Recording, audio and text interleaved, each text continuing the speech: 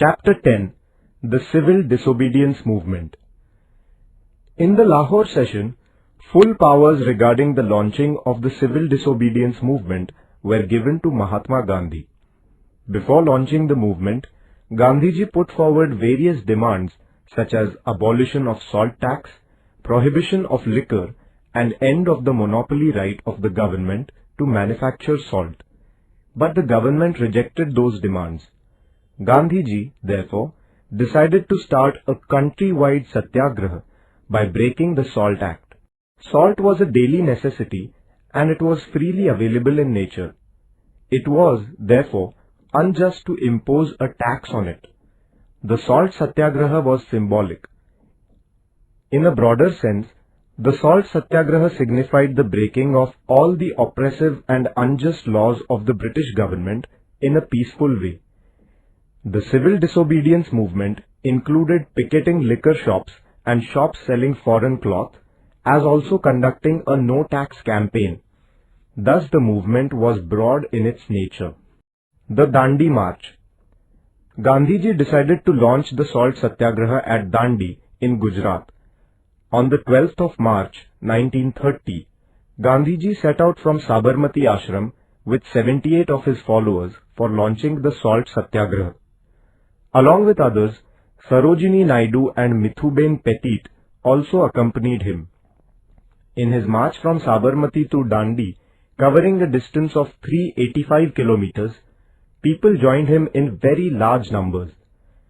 On the 6th of April, Gandhiji picked up the salt on the seashore at Dandi and broke the Salt Act.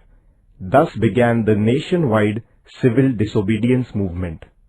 The Peshawar Satyagraha. In the northwest frontier province, Khan Abdul Ghaffar Khan was the most loyal follower of Gandhiji. He was known as the Frontier Gandhi. He had founded an organization called Khuda-i-Khidmatgar, Servants of God. He began a satyagraha at Peshawar on 23 April 1930.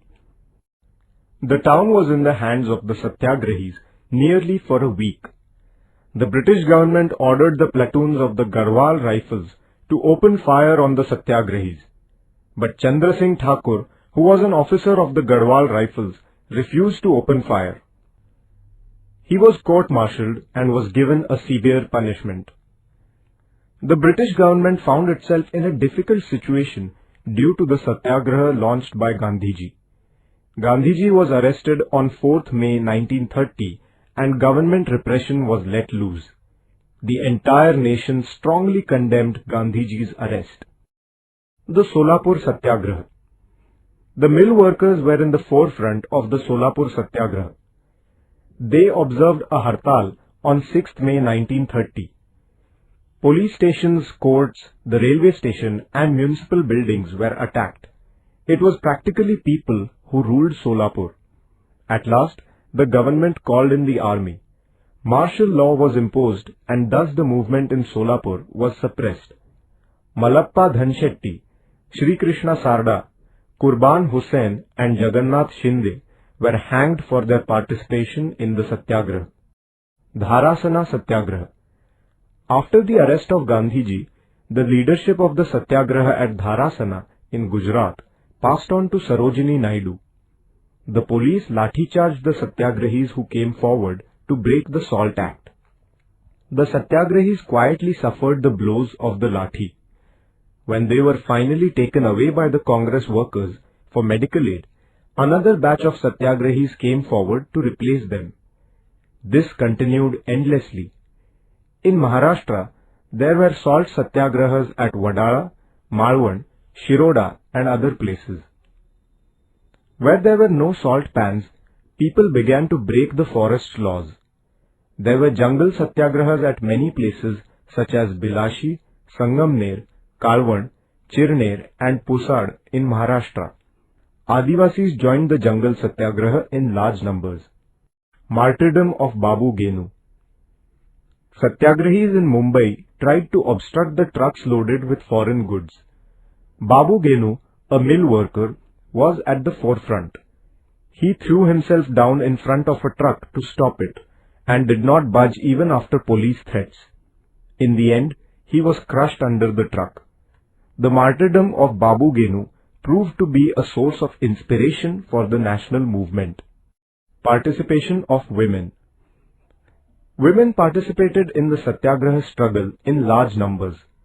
They took the initiative in picketing shops selling foreign goods and liquor. Hundreds of women suffered imprisonment. They faced the police atrocities courageously. Kasturba Gandhi, Kamala Devi Chattopadhyay, Avantikabai Gokhale, Leelavati Munshi, Hansaben Mehta, and many other women took the initiative in the Satyagraha. The first Round Table Conference. The British Prime Minister Ramsay MacDonald organized a conference at London in 1930 to discuss certain constitutional issues related to India. It was known as the Round Table Conference.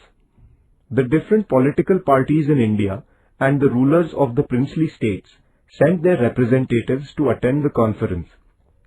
However, the Indian National Congress did not participate in this conference.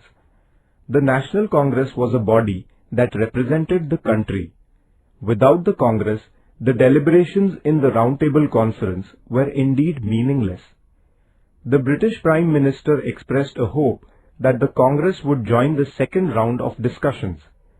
In view of the British Prime Minister's appeal, the Viceroy of India released Gandhiji and other leaders from the prison. Thus, a conducive atmosphere was created for the Congress to discuss the issues freely. Gandhi-Irwin Pact. A pact was concluded between Mahatma Gandhi and the Viceroy Irwin. It is known as the Gandhi-Irwin Pact. According to this pact, the British government gave a guarantee that the system of responsible government would be adopted in the proposed constitution for India. The Congress withdrew the civil disobedience movement and showed its readiness to participate in the second Round Table Conference. The second Round Table Conference. The second Round Table Conference was held in 1931. Gandhiji attended the conference as the representative of the Indian National Congress. Along with the Congress, the British government had also invited representatives of the various castes, communities, political parties, and of the princely states. The government raised the issue of minorities in this conference. There were differences of opinion among the representatives on this issue as also on the nature of the federal constitution. Gandhiji tried to secure a consensus, but his efforts proved to be futile. Therefore, Gandhiji returned to India disappointed. The third Round Table Conference. The third Round Table Conference was convened in 1932, but the Congress boycotted it. Therefore, this conference also proved to be meaningless. The Pune Pact. Dr. Babasaheb Ambedkar had represented the Dalits in the Round Table Conferences. There he had demanded separate electorates for the Dalits. After the second Round Table Conference, the British Prime Minister Ramsay MacDonald declared the communal award. Accordingly, separate electorates were declared for the Dalits. This division of the Hindu society brought about by the communal award was not acceptable to Gandhiji. Therefore, against this award, he began his fast unto death in the Yerwada prison. The leaders of the Indian National Congress appealed to Dr. Babasaheb Ambedkar to reconsider his demand. In the interest of the nation, Dr. Babasaheb Ambedkar accepted this request. A pact was concluded between Dr. Babasaheb Ambedkar and Mahatma Gandhi at Pune in 1932. This is known as the Pune Pact. According to this pact, instead of separate electorates, it was decided to give 148 reserved seats in the legislature to the Dalits. Later, the British government gave its consent to this arrangement. The second phase of the civil disobedience movement. After his return to India from the second Round Table Conference, Gandhiji decided to resume the civil disobedience movement. The government arrested him immediately. This created discontent among the people. The government responded to this movement with inhuman repression. All civic rights were strangled. the Indian National Congress and their associate organizations were declared illegal. Their offices and funds were confiscated. The nationalist press and literature were kept under strict surveillance. In April 1934, Gandhiji withdrew the movement and the historic phase of the civil disobedience movement came to an end.